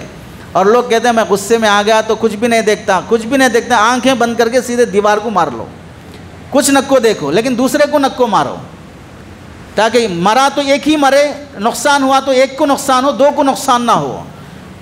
اللہ کے نبی علیہ السلام نے تہذیب سکھائی ہے. بے لگام غصے والا شخص کامل مومن نہیں بن سکتا ہے, چونکہ اس موقع پر بندے کی زبان سے کیا نکلتا ہے نہیں معلوم, اللہ کے خلاف بھی بول دیتا ہے بہت سی مرتبہ. تو صدقہ فطر نکالنے کا مقصد ہے ہمارے روزوں کی تلافی ہو جانا, ہمیں قبر کے عذاب سے چھٹکارا ملنا, غریب کے گھر میں عید کے دن کچھ اچھا پک جانا. تو اس لیے کوشش یہ کرو صدقہ فطر گیہوں سے نکالنے کے بجائے جو, کشمش اور کھجور سے نکالو, زیادہ مقدار میں نکالو. اور ان لوگوں سے بھی درخواست ہے جو اعلان کرتے ہیں آج ہماری کمیٹی نے 80 روپے صدقہ فطر طے کیا ہے. یہ ابا حضور کا اختیار نہیں ہے کہ آپ طے کرتے بیٹھیں, آپ خاموش رہیں. پبلک کو معلوم ہے کہ 3.5 کلو کھجور کا ریٹ معلوم نہیں کر سکتے, جا کے دکان سے 3.5 کلو کشمش کا کھجور معلوم نہیں کر سکتے ریٹ کتنا ہے, دکان سے جا کے معلوم کر لیا. مڈل کلاس کی کشمش اور کھجور کا ریٹ معلوم کیا اور اپنے صدقہ فطر دے دیا. 80 روپے پہ لا کے پبلک کو اٹکانا اور خود ہم وہاں اٹکے رہنا. 80 روپے میں 1 لیٹر دودھ نہیں آ رہا ہے, غریب کے گھر میں عید کے دن کیا اچھا پک جائے گا. 80 روپے سے ہم عذاب قبر سے بھی بچ جائیں گے, 80 روپے سے ہمارے 30 روزوں میں ہونے والی پوری بدتمیزیاں بھی ختم ہو جائیں گی. اس واسطے صدقہ فطر اچھے معیار سے نکالنے کی کوشش کرو۔ اور دوسری بڑی ایک اہم بات یہ بھی ہے، بعض لوگوں نے اس موقع پر یہ بھی رکھا ہے کہ افطار کے موقع پر افطار کتنے بجے کرنا چاہیے، پھر سے شروع ہو گئے وہی ساری اختلافی گفتگو۔ گوگل محترم کیا کہہ رہے ہیں، عجیب لوگ ہیں، ممبر پہ کھڑے ہو کے بول رہے ہیں گوگل آج کا حیدرآباد کا ٹائمنگ کیا ہے افطار کا۔ گوگل یہ قرآن ہے، یہ حدیث ہے، یہ کوئی عالم دین ہے، اس سے پوچھیں گے رے کہ کیا آج کا افطار کا وقت ہے؟ نہیں، گوگل کا ٹائم صحیح ٹائم رہتا ہے۔ گوگل کو اس سے کیا پڑا کہ تمہارے 1 منٹ آگے پیچھے ہونے سے روزہ خطرے میں پڑتا بول کے؟ گوگل سورج ڈوبنے کا ٹائم بتا سکتا ہے، اس میں بھی صحیح ہو غلط ہو کیا ہو، اس کے پیچھے جو لوگ ٹائم سیٹ کرنے کے لیے جو لوگ محنت کیے ہیں وہ سب مفتیان اکرام ہیں۔ گوگل کا ٹائم سیٹ کرنے کے جو پیچھے جو کام کر رہے ہیں وہ مفتیان اکرام کر رہے ہیں، وہ یہودی عیسائی کر رہے ہیں۔ جب ہمارے پاس ریسرچ ٹیم موجود ہے، علماء موجود ہیں، محققین موجود ہیں، اور وہ قوم کے لیے احتیاطی طور پہ بتا رہے ہیں کہ بھئی آپ تھوڑا غروب آفتاب ہونے کے بعد بھی 1-2-3 منٹ رک جاؤ، تو کیا جا رہا ہے خزانہ ہو آپ کا؟ پھر بھی ممبروں پہ کھڑے ہو کے جنہیں افطار کی جگہ افتیار بولنا آتا ہے اور وہ تحقیق کے در پہ آئے ہیں، جنہیں لفظ افطار کی بھی تحقیق نہیں ہے، وہ افتیار بول رہے ہیں، وہ تحقیق پہ کر رہے ہیں کہ بھئی کون سے ٹائم پہ افطار کرنا چاہیے۔ اس لیے ہو سکتا ہے کہ بھئی نظام حکومت کے دور میں افطار کا جو ٹائم سیٹ کیا گیا ہے اس میں تھوڑا لمبا ٹائم چھوڑ دیا گیا، لیکن آج جو علماء تحقیق کر رہے ہیں 2-3 منٹ چھوڑ دو۔ گوگل کے ٹائم کا ہم انکار نہیں کرتے، لیکن گوگل کے ٹائم سے شریعت کے احکام متعین نہیں کیے جا سکتے ہیں۔ اور ایک بات ہمیں یہ بھی سمجھنا چاہیے کہ روزہ افطار کرنا عبادت ہے، عبادت کو خباثت نہ بنائیں۔ افطار پارٹیوں کا نظام یہ بہت بدتمیزی والا نظام ہے۔ افطار پارٹیاں سیاسی لیڈر کی طرف سے، فلاں مالدار کی طرف سے، ہم نے گزشتہ رمضان دیکھا فلاں سیاسی لیڈر کی طرف سے افطار پارٹی کا نظام تھا، اتفاق سے کسی کام سے ادھر سے گزرنا ہوا، دیکھا ہر گلی میں لوگ سڑکوں پر ٹیبل لگا کے افطار پارٹی کے لیے کھڑے ہوئے ہیں، سڑکوں پہ ٹیبل لگا کے۔ ارے عبادت ہے اور سڑک گزرنے کی جگہ ہے، وہاں کھڑے ہو کے تمہیں نماز پڑھنے کی اجازت نہیں ہے، خاک افطار کرنے کے لیے کھڑے ہو۔ کیوں؟ ہمارے سیاسی لیڈر کی طرف سے افطار پارٹی ہو رہی ہے، سیاسی لیڈر کی طرف سے ہو رہی تو گھر میں جا کے کر لو، چھت پہ جا کے کر لو، پبلک پلیس میں آ کے کر کے شبی کیوں خراب کر رہے ہیں؟ اور وہ پیسہ جو افطار پارٹی میں سیاسی لیڈروں کی طرف سے دیا جا رہا ہے، حلال کا ہے کہ حرام کا ہے، اس کی بھی تحقیق کرنے کی ضرورت نہیں ہے۔ عبادت غارت کر لیا سیاست کی چکر میں، سیاست کی چکر میں عبادت غارت کر لیا۔ اللہ کے نبی علیہ السلام نے سچ فرمایا تھا، بندہ صبح سے لے کے شام تک بھوکا رہتا ہے، افطار کے وقت جو کھجور کھاتا ہے وہ کھجور اس کے پورے دن کے روزے کے ثواب کو غارت کر دیتا ہے، کیونکہ وہ کھجور حلال کا ہے کہ حرام کا ہے دیکھے بغیر کھایا ہے، تحقیق کیے بغیر کھایا ہے۔ ڈاؤٹ فل والی کمائی کھانے کے بعد بندے کی عبادت باقی نہیں رہتی، اس کا ثواب باقی نہیں رہتا۔ اس واسطے افطار پارٹیوں سے بچیں، شریک ہونے سے بھی بچیں، کرنے سے بھی بچیں۔ کئی نقصانات ہیں افطار پارٹیوں کے، نماز با جماعت ختم، مسجد کی جماعت ختم، اسراف اور فضول خرچی، سب مالدار بلائے جائیں گے، غریب کو آنے کا اختیار نہیں ہوگا، اور پھر وہاں ویڈیوگرافی بنے گی۔ اب تو ماشاءاللہ ایسے عاشق رسول بھی پیدا ہو گئے ہیں جو اپنے پیج پر مستقل اعلانات چلائیں گے، گھٹیا لوگوں کو بھی بڑے بڑے القاب دے کر بلائیں گے، فلاں صاحب تشریف لا رہے ہیں اور افطار پارٹی ہوگی، حلیم ہوگی، حریص ہوگی، اور دہی وڑے ہوں گے، کیک کاٹا جائے گا، اور پھر جناب محترم پھولوں کا ہار پہن کے کیک کاٹ کے افطار پارٹی کر رہے ہیں۔ یہ عاشق رسول ہیں، یہ عشق رسول ہے۔ یہ نبی کریم صلی اللہ علیہ وسلم کے دعوے دار بھی ہیں، اللہ کے نبی کا دامن بھی تھامے ہیں، اور اولیاء کا دامن بھی تھامے، اور افطار پارٹیوں کے ویڈیوز بھی بن رہے ہیں، اور ٹکا کے اتنا کھا رہے ہیں کہ پیٹ بتا رہے کہ پاکستان سے تعلق ہے۔ یہ کوئی حرکت ہے؟ افطار پارٹی کا مذاق نہیں ہے، عبادت کا مذاق نہیں۔ افطار کے وقت دعائیں قبول ہوتی ہیں، جب ایسی پارٹیاں ہوں گی تو پھر کیا خاک دعائیں قبول ہوں گی، کیا خاک عظمت باقی رہے گی؟ کسی غریب بچے کو آنے کی اجازت رہتی ہے؟ اللہ کے نبی علیہ السلام نے ولیمے کو سنت قرار دیا، سنت ولیمے میں بھی اگر غریبوں کو بھول جاؤ گے تو اللہ کے نبی نے فرمایا بدترین ولیمہ ہے، وہ بدترین ولیمہ ہے، اس ولیمے پر اللہ کی لعنت برس سکتی ہے۔ جب ولیمہ جیسی سنت چیز میں اللہ کے نبی علیہ السلام تاکید فرما رہے ہوں، اور ہم اپنی پارٹیوں میں نہ غریبوں کو دعوت دینا اور پھر ویڈیو بنانا۔ ویڈیو بنانے کا حال تو یہ ہے کہ اللہ کے بندوں، ہمارے علماء نے دینی ضرورت کے پیش نظر کہ جو باتیں علماء دین کرتے ہیں ہماری نوجوان نسل غیر غلط لوگوں کو سن کے گمراہ ہو رہی ہے، اس واسطے علماء حق ویڈیو بنائیں تاکہ آپ کا ویڈیو جائے تو حق پرست علماء کی بات سن کر لوگ گمراہ ہونے سے بچیں، یہ مقصد ہے۔ تماشوں کی خاطر ویڈیو کی اجازت نہیں دی گئی۔ حافظ صاحب تراویح پڑھا کے ختم ہوا، حافظ صاحب کی گل پوشی کی ویڈیو بن رہی ہے۔ اللہ کے بندو، حافظ صاحب 1 مہینہ پڑھائے، 10 دن پڑھائے، امام صاحب پورا سال پڑھا رہے ہیں، کبھی ان کی گل پوشی ہوئی؟ خطیب صاحب پورا سال خطبہ دے رہے ہیں 1 گھنٹہ، کبھی ان کی گل پوشی ہوئی؟ ہم اس کی اجازت نہیں دیتے کہ آ کے کرو، جائز نہیں ہے یہ چیزیں، حرکتیں۔ مسجدوں میں گل پوشیاں ہو رہی ہیں حافظ صاحبوں کی، امام صاحبوں کی، خطیب صاحبوں کی، اور ہار پہنائے جا رہے ہیں، تحفے دیے جا رہے ہیں، لفافے دیے جا رہے ہیں، معانقے ہو رہے ہیں، اس کی ویڈیو بنائی جا رہی ہے، پورا ثواب غارت ہو جائے گا۔ اگر وہ حافظ صاحب اس عمل پہ راضی ہوئے، اس ویڈیو پر حافظ صاحب کا پورا مہینہ تراویح پڑھانے کا ثواب بھی غارت ہو جائے گا۔ آ گیا دکھاوا، وہاں پر دکھلاوا پیدا ہو گیا کہ کیا کر رہے ہو۔ ایک بندہ قرآن سنایا 10 دن 15 دن 1 مہینہ، کس کی خاطر سنایا؟ میڈیا کی خاطر سنایا، یوٹیوب پہ آنے کی خاطر سنایا؟ وہ اللہ کی خاطر سنایا ہے۔ اب جب اسے معلوم ہوگا کہ میرا ویڈیو بن رہا ہے، مجھے ہار پہنا جا رہا ہے، مسافے ہو رہے ہیں، شال پوشی ہو رہی ہے، تو دل کی کیفیت کیسی ہو جائے گی؟ جہاں دل میں کیفیت بدل گئی کہ ریاکاری دکھاوا آ گیا، پوری مہینے کی تلاوت غارت ہو گئی۔ ہم یہ نہیں سمجھتے کہ اس کی وجہ سے کتنا نقصان ہوتا ہے۔ لوگ حج عمرے پہ جاتے ہیں، اس کے ویڈیو بن رہے ہیں، اس کے حج عمرے کی دعوت کو علماء نے بدعت لکھا ہے۔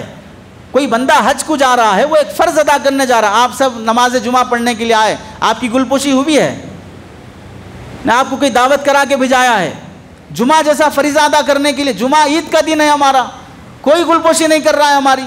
اب کوئی بندہ حج کو جا رہا ہے، عمرے کو جا رہا ہے، اس کی گل پوشی، اس کی شال پوشی، اس کا ویڈیو، اور اس کو اس طرح عام کرتے رہنا، عبادتیں غارت ہو جاتی ہیں، عام طور سے دکھاوا پیدا ہو جاتا ہے۔ ضرورت اور غیر ضرورت کا فرق سمجھ کر علماء کے احکام، علماء کی ہدایات پر عمل کریں، اپنی عبادتوں کو غارت نہ کیا جائے۔ اور ایک آخری بات یہ بھی ذہن میں رکھیں، حافظ صاحب جو تراویح پڑھاتے ہیں ان کی بالکل قدر ہونی چاہیے، ان کو ہدیہ دیا جانا چاہیے، اپنی ذاتی طور پر بھی دیا جانا چاہیے، لیکن یہ بات یاد رکھیں، حافظ صاحب کی محنت جتنی ہے، امام صاحب کی محنت اس سے 10 گنا زیادہ ہے۔ حافظ صاحب مہینے میں 1 بار پڑھانے کے لیے آتے ہیں، امام صاحب 11 مہینے نہیں 12 مہینے پڑھاتے ہیں۔ کئی مسجدوں میں دیکھا گیا، حافظ صاحب تراویح سنائے ان کو بائک دی گئی، حافظ صاحب تراویح سنائے ان کو کار گفٹ کرے، حافظ صاحب تراویح سنائے ان کو 1 لاکھ روپے ہدیہ دیے، حافظ صاحب تراویح سنائے ان کو فلاں آئی فون گفٹ کیے۔ ارے حافظ صاحب 1 مہینہ کے ان کو اتنے انعامات، اتنے ہدیے تحفے دے رہے ہو، ٹھیک ہے دو، کوئی مسئلہ نہیں۔ امام صاحب بیچارے کیا خیرات مانگتے رہے سال بھر، یا گھاس کاٹتے رہے سال بھر؟